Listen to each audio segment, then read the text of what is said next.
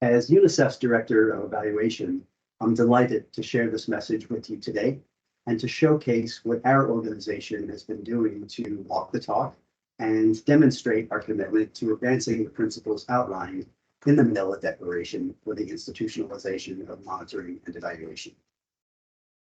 Ever since its founding, UNICEF has been a staunch advocate for enhancing evidence ecosystems globally.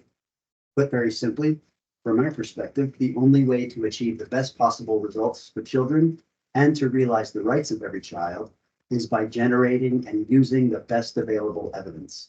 This includes data, research, monitoring, and of course, what we generate, that is evaluation evidence. This dedication has only grown stronger and more concrete with the passage of two landmark resolutions in the United Nations General Assembly.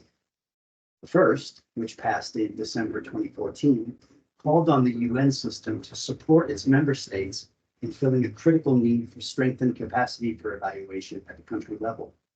In the second resolution, which passed in December 2023, UN member states committed themselves to spearheading more country-led evaluations and to incorporating evaluation into the voluntary national reviews of their country's progress toward the Sustainable Development Goals. In the Asia-Pacific region, UNICEF has been actively engaged in assessing and mapping national evaluation capacities, as exemplified by our supports to countries such as India, Sri Lanka, and elsewhere, so that our government partners can gain a better sense of where their assets and gaps lie. We also recognize that the institutionalization of monitoring and evaluation often requires a clear legal framework. So we've also worked with government counterparts to develop sound evaluation policies and legislation in countries from Bangladesh and the Maldives to the Philippines and elsewhere.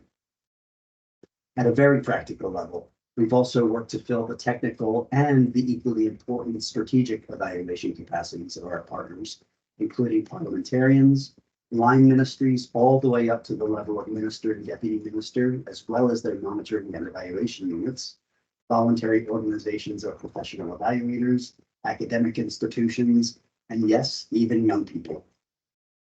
This support ranges from institutional and structural supports, such as the establishment of a postgraduate program in evaluation in Sri Lanka, and our support to the Office of the Civil Service Commission in Thailand, to regular corporate training initiatives, like our Executive Course for Evaluation Leaders, or EXCEL, a 2-week evaluation course for senior level thought leaders and decision makers that we've delivered to over 66 government partners in Asia alone, together with our partner, the National University of Singapore.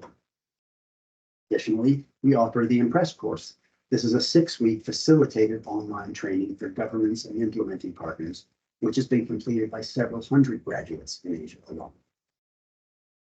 Aligned with the Manila Declaration's emphasis on country-led evaluation, UNICEF provided technical, financial, and administrative assistance to 6 such evaluations in Asia and the Pacific in 2023 alone.